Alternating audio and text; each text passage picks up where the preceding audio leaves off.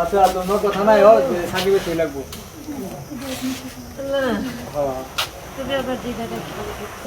মোরা লাশ মাটি দিতে আইছিল ফুলপুর আয়া হেরাই অবস্থা করি খারাপ হয়েছে।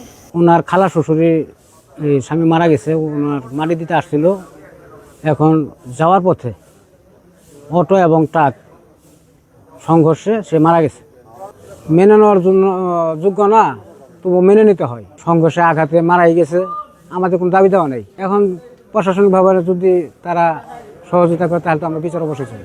ওনারা সবাই মিলে ওনাদের আত্মীয়ের মারা গেছে জানাজা পড়ার জন্য গেছিল, মাটি দেওয়ার জন্য।